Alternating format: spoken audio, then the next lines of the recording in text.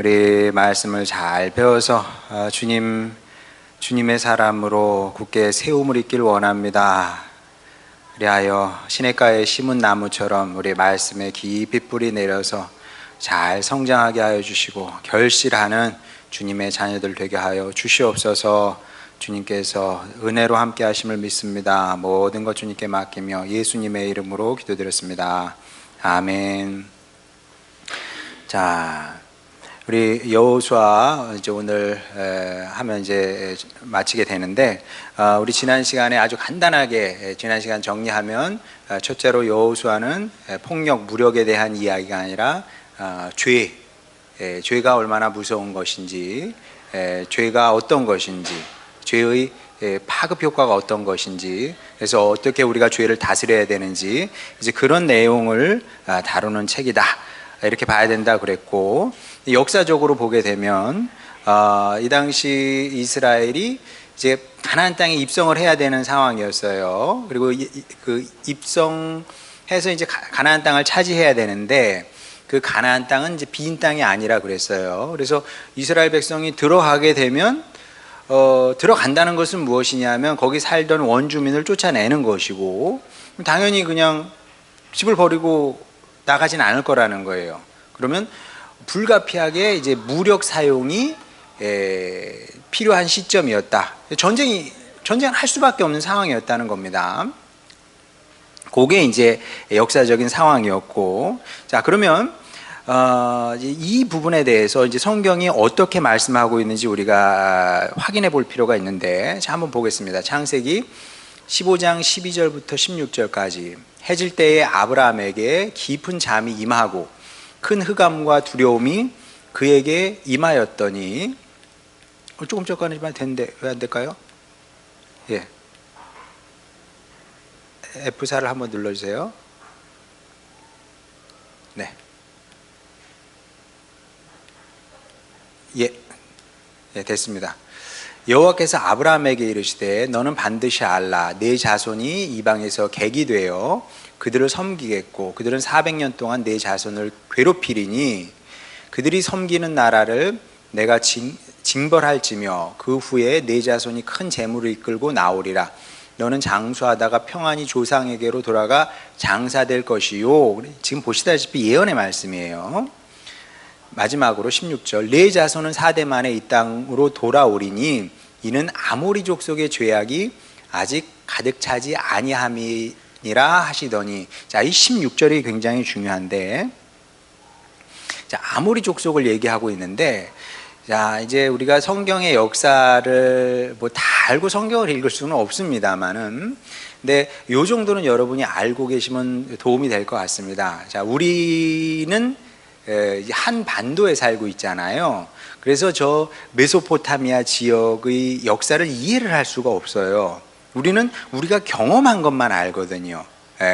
우리 민족이 경험한 것만 알아. 민족 상황만 알지, 다른 나라의 환경이, 상황이, 역사가 얼마나 다른지 우리가 사실은 뭐 이건 상상을 할 수 있지만 상상조차도 안 되는 거죠. 왜냐하면 우리는 그렇게 살아본 적이 없으니까. 그런데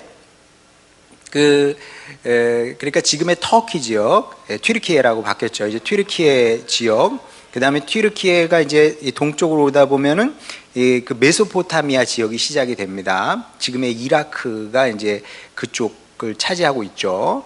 그리고 그 밑으로 내려오게 되면은 이제 거기가 이제 지금의 이스라엘 지역이에요. 시리아, 이스라엘 지역. 그리고 좀 더 내려가면 이집트. 근데 그쪽이 뭐 우리 동양하고는 비교가 안 되게 문명이 먼저 시작된 곳입니다. 특히 이제 지금의 튀르키예 그쪽에서는 이미 지금으로부터 한 10,000년 전에 고대 유적이 대도시가 발굴이 됐거든요. 중국은 이제 뭐 동양에서는 가장 그 선진 문명이었다고 할 수 있습니다만, 이제 비교가 안 되게 빠른 시대에 뭐 몇천 년 차이가 나는 거니까 중국하고도, 그만큼 이제 빠른 시기에 그 다음에 고도의 그 문명을 이룩한 그 나라들이 도시국가죠. 도시국가들이 그쪽에 생겼는데, 그러면서 곧 특히 이제 메소포타미아 지역에 대한 그 각축전이 이미 수천 년 전에, 뭐 5천 년, 6천 년, 7천 년 전부터 그쪽이 시작이 된 겁니다. 유프라테스 티그리스강 그쪽이 비옥한 그 반달 그 지역이라고 그러잖아요. 거기를 차지하기 위한 온갖 민족의 각축전이 거기서 벌어지게 되는 그런 그 아주 역사의 핵심적인 자리가 되는, 장소가 되는 거죠. 그러니까 그쪽에는 우리는 이제 저 동쪽 끝 반도에 있다 보니까 막다른 지형이란 말이에요. 그러니까 이제 민족이 섞인다는 것이 가능은 했으나 그게 흔히 일어나는 일은 아니었어요. 그래서 뭐 우리 단일 민족 그러잖아요. 그렇게 환경이 그랬어요. 거기는 단일 민족이 불가능해요. 정말 수십 개의 다양한 민족들이 거기 들어와 가지고 그냥 아귀다툼을 하면서 싸우고 더 좋은 땅을 차지하려고 막 그랬던 거죠. 왜냐하면 열린 땅이니까, 뭐 사방팔방으로 열린 땅이기 때문에 그럴 수밖에 없었는데, 그러니까 여호수, 그러니까 이제 그 아브라함 시대만 해도 그 가나안 지역에 다양한 민족들이 들어와서 자리를 잡고 살고 있었습니다. 그러면서 뭐 지역마다 그 우세한 민족, 종족이 있었죠. 근데 그 모든 종족 중에서도 가장 힘세고 이렇게 주력 민족이라고 할까? 민족이 아모리 족속이었습니다. 그러니까 아모리 족속이라고 나오면 아하, 가나안 땅을 얘기하는 거구나, 이렇게 여러분이 생각하면 됩니다. 그러니까 이제 아모리 족속은 가나안 족속을 통칭하는 말로 사용이 됐다. 그리고 가나안 족속은 하나의 민족이 아니라 다양한 민족들이 서로 뭐 이렇게 저렇게 그 얽혀서 이제 살고 있는 이제 다양한 민족들의 공동체였다, 이렇게 보면 되는 거죠. 근데 이제 여기서 흥미로운 것은 무엇이냐면 아모리 족속, 그러니까 가나안에 몰려 살던 그 이방 족속들의 죄악이 아직 가득 차지 아니함이라 하시더니, 그러니까 아브라함 시대에, 그럼 그 후에 대략 한 500년 이상이 지난 거예요. 그리고 여호수아 시대가 된 겁니다. 자, 그 기간 동안, 대략 500년 이상 동안 가나안에 살던 이방인들이 죄를 열심히 쌓았겠죠. 자, 쌓았습니다. 그래서 이제 드디어 이스라엘 백성이 들어갈 수 있게 된 거예요. 자, 그러면 죄악을 쌓는다는 것이 어떤 의미냐? 자, 거기에 대해서도 성경이 다 말씀하고 있는데, 레위기 18장 24절 25절 보면, 너희는 이 모든 일로 스스로 더럽히지 말라.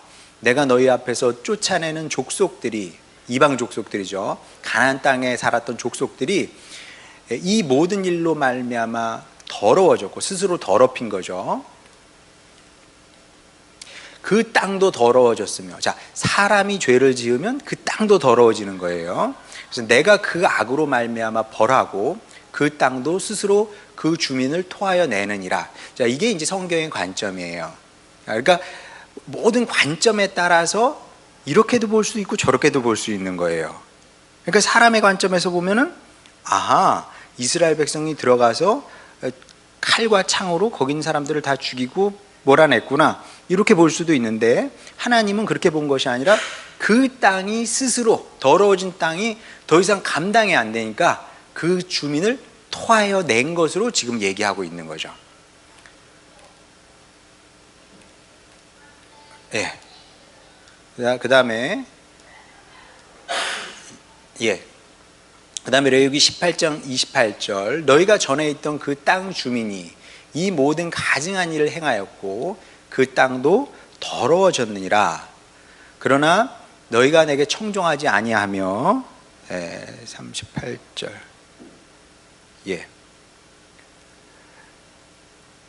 여기는 아닌가 보다. 잠깐만요. 얘가 지금 막 여기까지 한번 읽어보죠. 그러나 너희가 내게 청종하지 아니하여 이 모든 명령을 준행하지 아니하며 내 규례를 멸시하며 마음에 내 법도를 싫어하여 내 모든 계명을 준행하지 아니하며 내 언약을 배반할진대 너희의 수고가 헛될지라. 땅은 그 산물을 내지 아니하고 땅의 나무는 그 열매를 맺지 아니하리라. 너희가 여러 민족 중에서 망하리니 너희의 원수들의 땅이 너희를 삼킬 것이라. 그러니까 이제 죄를 쌓게 되면 그 죄가 그 주민을 죽음으로 넣을 뿐만 아니라 그 땅이 삼키기도 하고 땅이 토해내기도 하고 이제 이렇게 된다는 거예요. 자, 그래서 이것이 이제 하나님의 관점인 건데, 그러니까 사람의 관점과 하나님의 관점은 다른 거죠. 사람의 관점은 이스라엘 백성이 무력으로 가나안 사람들 다 죽였어, 이렇게 이제 볼 수 있는 건데, 하나님의 관점에서 보게 되면 가나안의 주민이 죄를 쌓음으로 말미암아 죄에 눌려서 죄짐에 죽은 것이고, 그리고 그 땅이 그 백성을 토해낸 거죠. 이렇게 지금 얘기하고 있는 겁니다. 자, 그래서 이제 제가 자주 얘기하는 것 중에 하나가 이제 목회자의 역할이 여러 가지가 있는데, 그 중에 하나는 뭐냐면, 사람들이 이제 하나님에 대해서 갖고 있는 오해들이 있어요. 그래서 하나님이 누구를 죽였다, 물론 그런 표현이 성경에도 나오긴 합니다만은, 정확하게 표현을 하면 하나님께서 누구를 죽인 게 아니라 스스로 죄 중에 망한 거죠. 죄 중에 망한 것이고, 그리고 우리의 죄가 관계를 망치는 거예요. 사람 관계를 망치고 땅과의 관계를 망치고, 그래서 그 땅이 사람을 죽이는 거다, 이런 식으로 이제 성경은 얘기를 하고 있는 거죠. 자, 그래서 그 성경은 이게 가나안 사람들의 죽음, 멸망에 대해서 조금 이렇게 다르게 얘기하고 있다.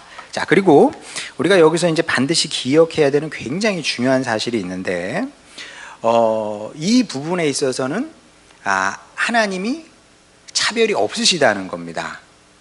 이 진짜 중요한 거예요. 왜냐하면 우리 어떻게 생각하냐면, 하나님이 이스라엘 백성은 선택한 백성이니까 특별히 사랑하시고, 그 다음에 뭐 잘못해도 봐주시고, 우리 편이니까, 진영 논리라고 그러잖아요. 우리 편할 때는 한없이 관대하고, 내 편이 아니면은 조금만 잘못해도 막 그냥 칼같이 응징하고 징계하고, 이게 사람이거든요. 근데 하나님은 차별이 없으시다. 이것도 굉장히 중요한 겁니다. 그리고 이제 성경이 이 점에 대해서도 아주 일관적으로 얘기를 하고 있는데, 우리 금요일날 요나서를 이제 아이들하고 나누고 있는데, 여러분 아시는 것처럼 요나가 왜 니느웨에 안 가고 싶어 했겠어요? 왜냐하면 민족의 원수거든.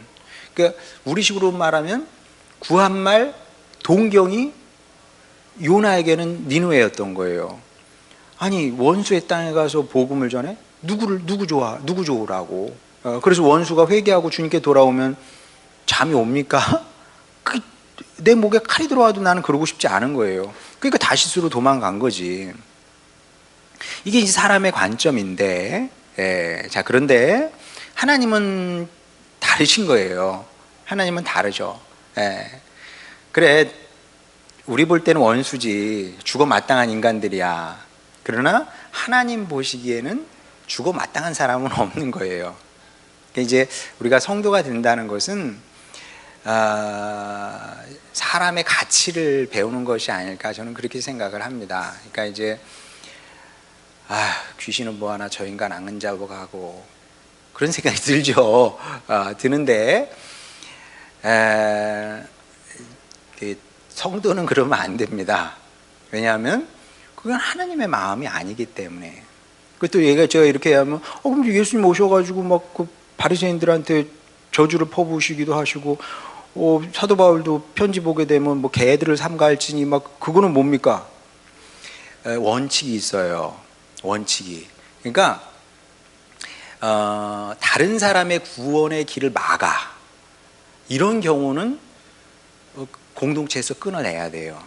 아니면 공동체를 망가뜨리는 사람이 있어요. 그런 경우는 끊어내야 돼. 바리새인들이 그런 일을 한 거예요. 그러니까 하나님께로 가능한 한 많이 나아가게 해야 되는데 못 가게 막잖아요, 이 사람들이. 또 교회 들어와서 그런 일을 하는 사람들이 있거든요. 그런 사람은 종양과 같은 경우 역할이기 때문에 끊어내야 돼.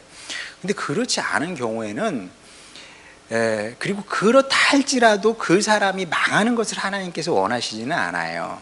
그러니까 어떤 사람이든 구원받기를 하나님께서 원하시는 거지 죽고 망하는 것을 원하시겠습니까? 니누의 백성들이 아유 끔찍한 인간들이죠. 아시리아는 그 역사책에 그렇게 기록되어 있어요. 그 어떤 민족도 이보다 더 잔인할 수 없었다고. 그 아시리아의 수도가 니누에였으니까. 근데 그런 사람들조차도 구원받는 것이 하나님의 뜻인 거죠. 그래서 이제 우리가 살아가면서 그게 맞는 것 같아요. 그러니까 이제 모든 사람을 하나님처럼 보는 것이 그게 훈련이 돼야 하나님을 하나님으로 대하게 되는 거지. 내가 주변 사람들은 진짜 강아지처럼 여기는데 하나님을 존중할 수 있을까? 그건 불가능하다는 거죠. 그러니까 이제 일단 기본적으로 하나님의 생각은 분명합니다. 하나님은 모든 사람을 사랑하시는 것이고 모든 사람이 구원받기를 원하시는 거다. 그리고 그게 하나님의 뜻이고 이제 우리가 이제 그런 것을 그런 마음을 배워가야 되는데, 자, 하지만 사람이 거부하면 방법이 없어요. 하나님도. 죄를 쌓아가는데 뭐 하나님께서 어떻게 그걸 막습니까? 마치 우리 자녀들이 지멋대로 한단 말이에요. 그걸 뭐 어떻게 부모가 쫓아다니면서 다 막을 수 없는 것처럼 하나님도 이게 불가능하다는 겁니다. 자, 그런데 이 부분은 그러니까 이제 죄를 쌓다가 죽어요, 사람들이. 근데 이 점은 택하신 백성도 차별이 없으시다. 이게 중요한 거예요. 그러니까 하나님께서 이스라엘 백성만 좋아하고 이방 사람은 싫어하고 그런 게 아니에요. 그러니까 처음부터 하나님은 이스라엘을 선택함으로 세상을 구원하시기 위해서 이스라엘 백성들을 먼저 사랑하셨을 뿐이지 이스라엘 백성들만 사랑하기 위해서 이스라엘 백성을 택한 건 아닌 거죠. 여러분을 사랑하심으로 세상을 구원하시길 원하시는 거지. 자, 근데 그렇기 때문에 하나님의 사랑 그리고 하나님의 공의에는 차별이 없는 겁니다. 그러니까 이스라엘 백성이 잘못하면 이방인과 동일한 벌을 받는 거예요. 그리고 여기에 대해서 성경은 아주 분명하게 말씀하고 있습니다. 역대하 36장부터 14절까지 36장 14절부터 이제 많이 쭉 이어지는데 한번 길지만 한번 보도록 하겠습니다.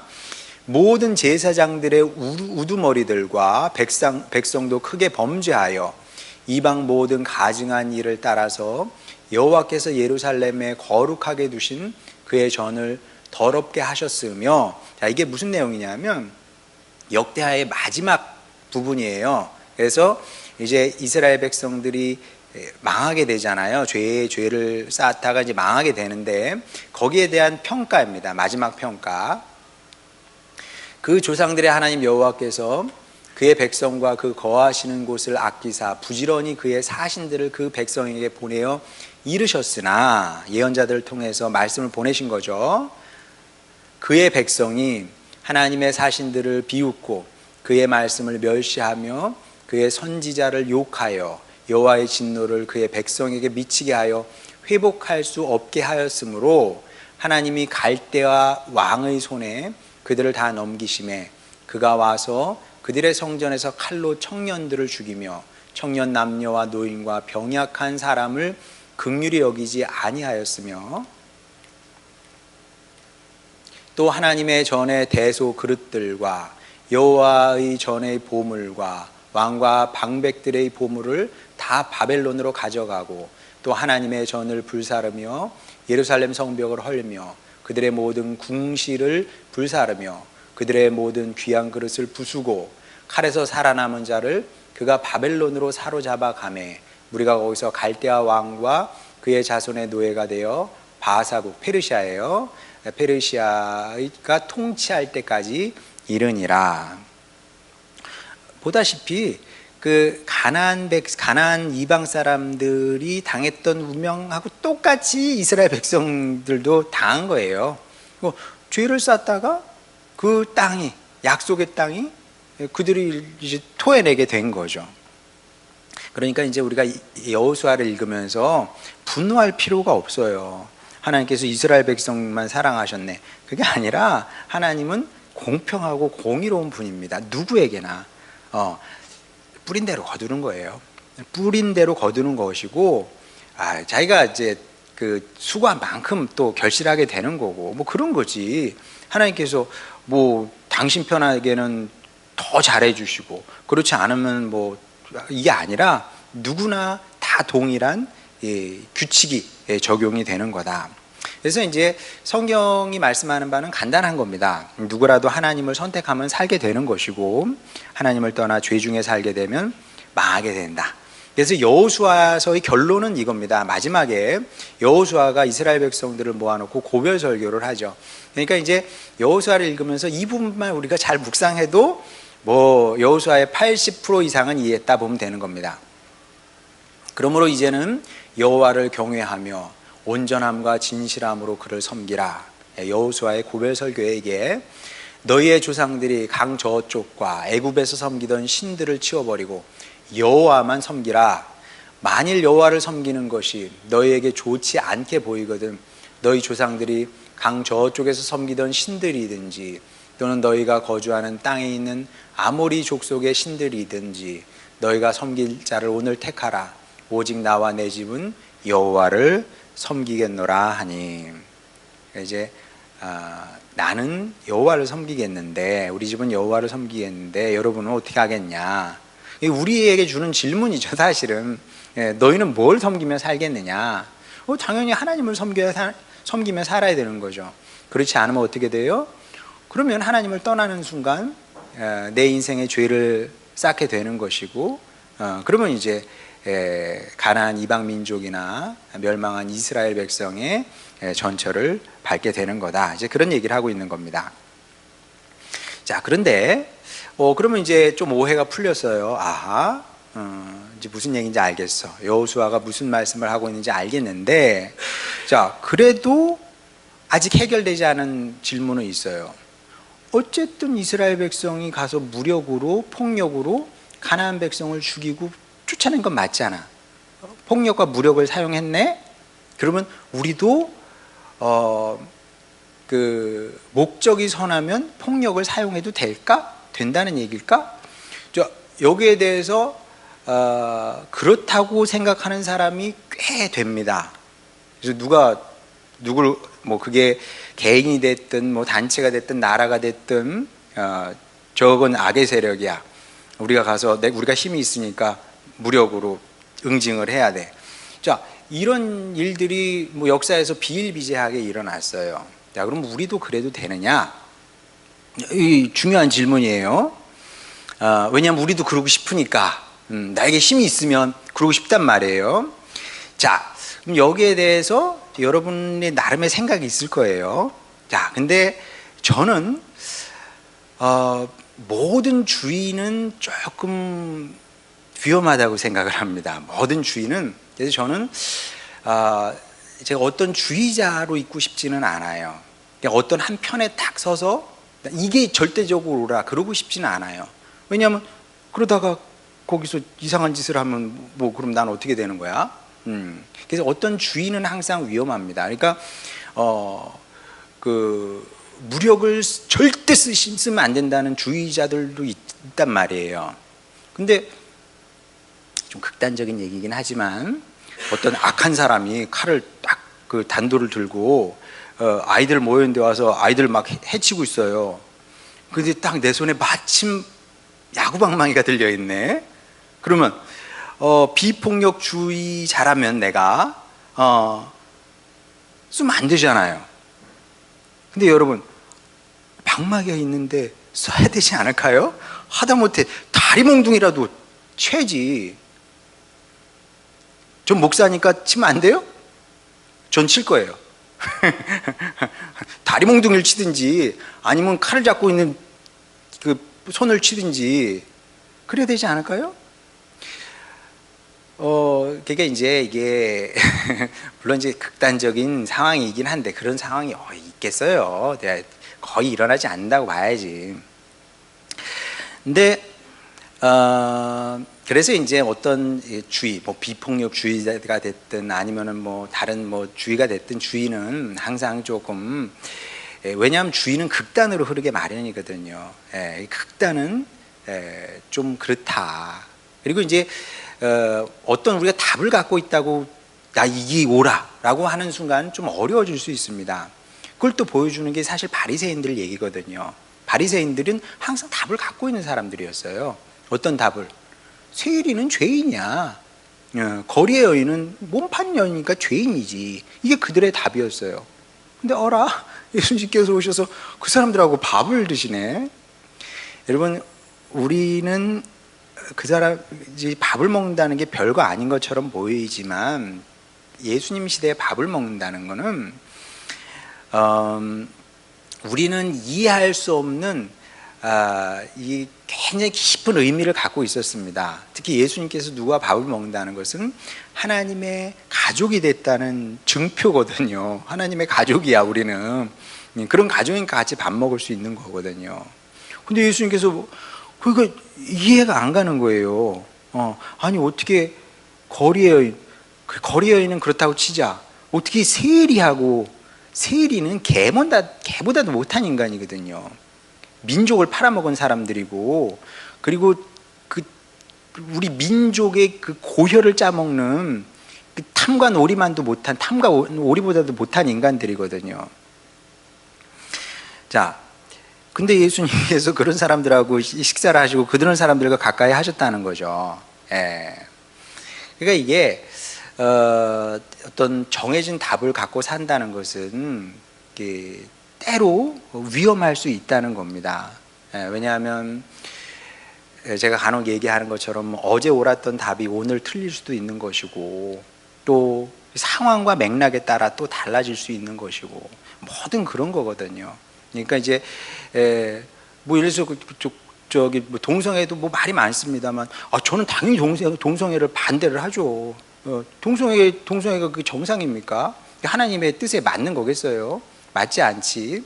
근데 동성애자를 만날 일도 제가 없지만은 만나면 굉장히 조심스럽게 접근하고 싶어요. 왜냐하면 제가 그들의 세계로 모르니까. 그리고 저는 딴 건 모르겠어요. 딴 건 모르겠는데 뭐 다른 나라는 또 모르겠어요. 우리나라 문화에서 나 동성애자로 살고 싶어, 이런 사람은 없을걸요. 아마 없을 겁니다. 어느 순간 제가 남자인데 남자를 좋아한다는 사실을 확인했을 때 느껴지는 당혹감, 그 다음에 걱정, 우리 부모님은 어떻게 나를 생각할까, 사회는 나를 어떻게 바라볼까, 원해서 그게 되겠어요? 원하진 않을 거예요, 그분들도 아마도. 그러니까 이제 우리가 먼저 정죄하기보다는, 싸우려고 하기보다는, 이해는 잘 안 가지만, 왜냐하면 그 사람들도 구원을 받아야 될 거 아니에요. 어떻게든. 그게 이제 먼저가 아닐까? 이렇게 생각을 하는 거죠. 근데 예수님의 자세도 그랬던 것 같아요. 죄인이지, 세리가 죄인이지, 그럼 죄인이 아니겠습니까? 근데 죄인이라고 낙인 찍는 순간 그 사람은 모든 가능성이 박탈당하는 거예요. 이혼이 죄지. 이혼하는 사람이 왔어요. 일단 회개부터 하고 시작합시다. 교회 오지 말라는 거지. 그렇잖아요. 네. 여러분들도 죄를 짓잖아요. 그럼 제가 여러분 죄를 알더라도, 집사님 이거 죄 짓잖아요. 우리 교회 오지 말라는 거예요. 그렇잖아요. 상처 있고 어디 가서 신앙생활 하겠어. 네. 그런 겁니다, 말하자면. 자, 그래서 이제 무력과 이제 폭력 사용의 문제도 참 쉽지는 않아요. 뭐 사용을 해도 된다고 말할 수도 없고 절대 하면 안 된다 이렇게 말할 수도 없는데, 이제 이런 것들은 우리가 성경 전체를 통해서 우리가 해결을 해야 되고, 그리고 성령 충만해야 되는 이유가 여기에도 또 있습니다. 그리고 사람은 진짜 참 시간이 지날수록 사람은 참 어려운 존재다. 사람은 진짜 어려운 존재다. 그러니까 이제 우리가 자식을 키워도, 저희도 3남매가 있는데 얼마나 어려워요. 큰애 접근 방법이 다르고, 둘째 접근 방법이 다르고, 셋째 접근 방법이 다르고, 어떤 때는 칭찬도 했다가, 어떤 때는 혼도 냈다가, 어떤 때는 모른 척도 하고, 얼마나 어렵습니까? 그러면서도 내가 지금 잘하고 있는 건지 못하고 있는 건지 생각이 많거든요. 근데 거기서 최선의 길을 찾는다는 것은 다른 방법이 없고요. 우리가 어떻게든 이제 말씀에 서서 성령의 충만을 입어서 주님의 도우심을 간구하면서 사는 수밖에 없는 것 같아요. 그래서 이제 이 여호수아의 폭력 무력에 대한 문제도 마찬가지인데, 일단은 성경은 성경으로 해석을 하는 겁니다. 성경은 성경으로 해석을 하는 거다. 그래서 이제 성경 대학에서 제가 또 강조하는 것 중에 하나가 뭐냐면, 여러분은 절대 비블리시스트가 되지는 말아라. 우리말로 어떻게 번역하기는 좀 어려운데, 비블리시스트는 무슨 뜻이냐면 성경 자꾸 하나하나에 매이는 사람을 근본주의자라고 할 수 있죠. 일종의 성경 한 구절 자꾸 하나하나에 매여서 성경에 이렇게 기록되어 있으니까 이게 맞다고 주장하는 사람들이에요. 이단은 다 그렇습니다. 이단 만나면 다 똑같아요. 어디서 이상한 성경 구절 하나 가져와 가지고 성경에 이렇게 기록되어 있는데 너희는 왜 그렇게 안 하냐 그래요. 그럼 여러분 그런 사람 만나면 그렇게 얘기를 하세요. 그러면 당신은 돼지고기 안 드세요? 성경에 써 있잖아요. 돼지고기 먹지 말라고. 왜 먹어? 그럼 그 사람이 그렇게 얘기할 수 있어요. 나 안 먹어요, 돼지고기. 그래도 걱정하지 마세요. 당신 손 있네? 눈도 있네? 눈으로 손으로 죄 안 졌어요? 예수님 말씀에 우리 손 죄 지면 자르라면서요. 눈 범죄하면 빼내라면서요. 죄 안 졌어요? 라고 물어보세요. 그러면 이제 할 말이 없지. 좀 잔인하긴 하지만 그런 식으로 성경을 해석할 것 같으면 그 다음 손 자르고 와서, 좀 심한가? 좀 심하네. 그렇게 성경은 이해하는 게 아닙니다. 이제 고린도전서에서 사도 바울이 여자는 교회에서 잠잠하라 그러진단 말이에요. 그래서 그 가톨릭 같은 경우는 여자 교황이 없을 뿐만 아니라 여자 사제도 없어요. 지금 이제 계속 논의를 하고 있다고 하는데, 그리고 지금 그 장로교단, 우리나라에서 가장 큰 장로교단에서 아직 여성은 안수를 못 받아요. 목사가 없습니다. 성경에 그렇게 기록돼 있대요. 근데 그런 식으로 따지면은 이제 구약에도 보면 드보라가 있잖아요. 드보라 여잔데 여선지자예요. 누가복음에 안나 여선지자라고 나와 있어요. 선지자가 뭐 하는 사람이에요? 주님의 말씀을 전하는 사람이 여선지잖아요. 그럼 안나는 교회가 가만히 있었어요? 근데 선지자야? 그리고 더 놀라운 것은 무엇이냐면, 제가 새벽 기도에 한번 설교를 했던 것 같은데, 로마서를 보게 되면 그 사도 바울이 로마서를 써서 베베라는 사람 손에 맡겨줍니다. 이 로마서에 나와요. 여러분은 이제 자세히 안 읽어서 그렇지 로마서에 보면 나옵니다. 베베의 손에 맡겨서 그걸 로마 교회에 보내요. 보내서 베베가 그걸 가지고 가서 로마의 교회 가서, 가정교회죠. 이런 교회 생각하면 안 돼요. 로마에 대략 한 5개, 최소한 5개 이상의 가정교회가 있었습니다. 그러니까 그 당시에 가장 큰 교회가 이제 로마 교회였던 것 같아요. 왜냐하면 고린도 교회, 그럼 고린도 지역에 하나의 교회가 있었거든요. 가정교회가 대략 한 50명 정도 되지 않았을까 이렇게 생각을 해요. 근데 로마 같은 경우는 워낙 큰 도시였기 때문에 한 가정에서 모일 수가 없어요. 그리고 이게 지역이 떨어져 있었기 때문에 5개, 6개 이상의 교회가 있었던 것 같아요. 그래서 그 편지를 가지고 가서 예배 시간에 그 로마서를 읽어주게 되는 거예요. 그러면 로마서가 어렵잖아요. 사람들이 질문할 거 아닙니까? 이게 무슨 뜻입니까? 그럼 베베가 설명을 당연히 했겠죠. 자, 근데 왜 사도 바울이 베베를 보냈느냐? 사실 디모데가 가야 돼. 이거는 디모데가 가는 게 가장 이상적이에요.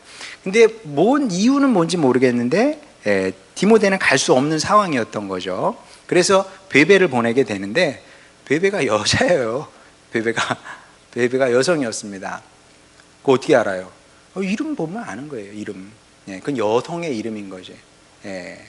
마치 마리아가 남자일 가능성은 없잖아요. 그렇죠? 영희. 영희는 뭐 남자도 간혹 영희가 있긴 해서. 베베는 여성이었습니다. 그러니까 이게 성경은 성경으로 해석을 해야 되는 거죠. 성경은 성경으로 해석을 해야 되는 거고, 또 예수님도 마찬가지입니다. 비블리시스트거든요. 그 바리새인들이 가져와서 그러잖아요. 그 모세 율법에 성경에 이혼해도 된다고 하잖아요. 예수 당신 어떻게 생각합니까? 비블리시스트예요. 성경에 봐 기록돼 있잖아. 이거예요. 근데 예수님께서 뭐라 그러세요? 그래, 성경에 그렇게 기록돼 있지. 그러나 그 뜻을 헤아려야지. 너의 마음이 완고해졌으니까. 완고한 상태에서 마치 그러니까 다윗이 일부 다처제로 살았잖아요. 다처주의자로 산 거예요. 하나님께서 보실 때 그 좋으셨겠습니까? 근데 왜 안 막으셨어요? 다윗의 죄성을 막을 수가 없는 거죠, 말하자면. 그러니까 이제 하나님께서도 인간의 연약함 이런 것들을 헤아리신 거죠, 말하자면. 그러니까 예수님은 더 근원적인 법, 태초에 하나님께서 아담과 하와에게 주셨던 남녀가 만나서 하나가 되고, 이건 갈릴 수가 없는 거죠. 이제 성경은 성경을 통해서 해석을 하는 겁니다. 그러니까 이제 성경 한 구절 갖고 여기 이렇게 써 있으니까 이게 진리야, 그것이 아니고 성경 전체를 통해서 해석을 해야 되는 것이 맞다. 그리고 폭력 문제도 마찬가지인데,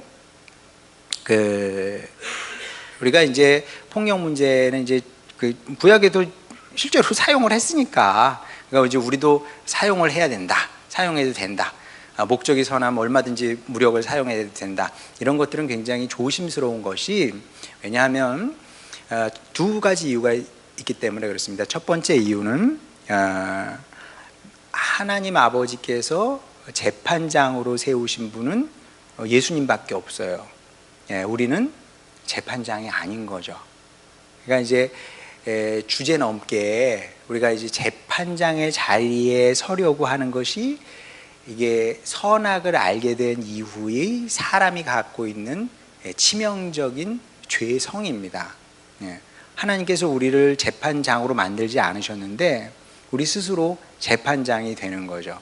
그래서 이 상황에서는 이게 옳으니까 내가 무력으로 이 상황을 종료시켜도 돼. 이거는 굉장히 위험한 생각일 수 있다. 그래서 이제 뭐 무력과 폭력을 절대 사용하면 안 된다는 얘기는 아닌데, 어떤 상황이 아까 얘기한 것처럼 있을 수 있어요. 그런데 이제 사실 그런 경우는 별로 없는 것 같아요. 그러니까 그쪽으로 생각이 너무 기울으면 안 되는 것이고, 그 다음에 이것보다 이제 더 중요한 이유가 있는데, 심판의 주님께서, 예수님께서 무력을 사용하지 않으셨다는 거죠. 이게 이제 더 중요한 이유라고 저는 생각합니다. 그러니까 이제 구약 시대의 일정 기간 동안 불가피하게 이제 폭력이 사용됐던 시절은 있긴 있어요. 그것을 부정할 수는 없습니다. 있긴 있었는데 예수님께서 오셔서 무력과 폭력의 길을 단호히 거부하셨다. 그래서 그 확실한 증거가 이제 십자가인 거죠. 십자가. 그래서 예수님께서 무력과 폭력에 희생될 지언정 그 무력에 대해서 당신의 더 큰 무력을 사용하심으로 말미암아 이제 문제를 해결하려고 하지 않으셨다는 거죠. 그리고 이것이 예수님께서 가르쳐 주신 지혜입니다. 그러니까 이제 어느 순간 그 무력을 끝을 내야 되잖아요. 폭력을 끝을 내야 되는데 그 끝은 무엇이냐? 그 끝은 무엇이냐면 그게 이제 희생이라는 것을 가르쳐 주시는 거죠. 그러니까 이제 우리가 사람 관계에서든지 뭐 어디서든지 어느 순간 이제 미움이 끝나야 되잖아요. 그거는 한쪽에서 받아서 소화시키는 수밖에 없어요. 다른 방법이 뭐 있겠어요. 근데 그 일을 할 수 있는 사람은 그리스도인밖에 없는 거죠. 왜냐하면 일단 우리는 주님의 사랑을 아는 사람들이고, 그리고 주님께서 우리에게 주신 약속이 뭔지 아는 사람이잖아요. 그러니까 그리스도 밖에 있는 사람들은 어떻게 생각하냐면 상대방이 나를 찔렀어? 그러면 나는 죽는다고 생각을 해요. 근데 예수님의 십자가를 아는 성도는 어떻게 생각하냐면 당신이 나를 찔러도 나는 죽지 않아. 사랑으로 이길 힘이 나에게 있는 겁니다.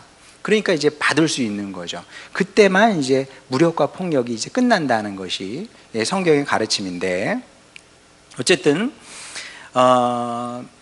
예수님께서 무력과 폭력을 즐겨 사용하시지 않았기 때문에 그분을 따르는 우리들이 걸핏하면 이제 힘을 사용해서 문제를 해결하는 것은 이제 바람직한 것은 아니다. 이것이 이제 제가 생각하는 그리고 성경을 통해서 배운 이제 무력 사용이 일종의 이제 원칙 중에 하나인데, 자, 그래서 이제 우리가 성경을 읽을 때 두 가지 방법이 있습니다. 하나는 비블리시스트가 되면 안 돼요. 성경은 성경을 통해서 해석을 할 수 있다. 웬만하면 다 그렇게 해석이 됩니다, 진짜. 그래서 성경을 읽다가 야, 내가 이거 받아들이기가 쉽지 않아. 그러면 다른 성경은 어떻게 얘기하고 있는지 그걸 살펴보면 돼요. 제가 전에도 전도서도 그렇게 여러분에게 말씀을 드렸는데, 전도서가 뭐겠어요? 전도서의 핵심은 뭐냐면 허무주의예요. 성경이 허무주의를 가르쳐 준다는 게 말이 되느냐? 되지. 왜냐하면 삶은 기본적으로 허무한 거기 때문에. 근데 그 허무가 어떻게 극복되느냐? 복음으로 극복이 되는 거예요. 그러니까 신약이 필요한 거지. 그러니까 전도서는 삶이 어떤 것인지 객관적으로 보여주는 성경책이라고 한다면, 복음은, 신약 성경은 그 허무를 극복하는 방법에 대해서 말씀하고 있는 거다. 그러니까 뭐든 그렇게 얼마든지 해석이 가능하다는 거죠. 그래서 성경에 어려운 부분이 나왔을 때 그것을 다른 성경을 통해서 풀 수가 있고, 이게 한 가지 방법이고, 또 다른 한 가지 방법은 뭐냐면 그걸 조금 어려운 말로 기독론적 해석이라고 그럽니다. 그 이제 예수님의 십자가로 푸는 거죠. 예수님은 이걸 어떻게 풀으셨을까? 여기서 십자가는 어떤 의미일까? 어떤 해석학적인 그 길로, 방법으로 쓸 수 있을까?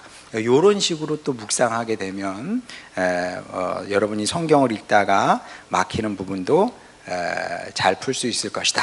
그래서 오늘 이제 시간이 다 돼서 뭐 더 할 얘기는 있습니다만은 뭐 이 정도만 해도 괜찮을 것 같아요. 그래서 여호수아는 이런 방식으로 읽으면 된다. 다시 정리하면 죄는 무서운 거다. 죄를 지으면서 살면 안 되고, 그래서 여호수아가 우리에게 가르쳐 준 것처럼 우리는 하나님을 섬기는 사람으로 살아야 되는 것이고, 그리고 폭력이 됐든 무력이 됐든 힘이 됐든 우리가 가진 것을 마음대로 써도 된다는 얘기가 아니고, 이것은 오히려 예수님의 십자가를 통해서 이제 새롭게 볼 수 있는 거죠. 이런 방식으로 여호수아를 이해하면 좋겠다. 그래서 이제 오늘까지 여기까지 하고요. 그래서 7월, 8월은 이제 쉬었다가 9월부터 이제 7, 8월 동안 제가 또 열심히 연구를 해서, 물론 뭐 제가 이미 공부한 부분들이 많이 있습니다만은 또 요즘 새로 나온 책들 이런 것들도 좀 열심히 사서 방학 동안 열심히 읽어서 또 그 사사기부터 또 열심히 9월부터 강의하도록 하겠습니다. 고맙습니다.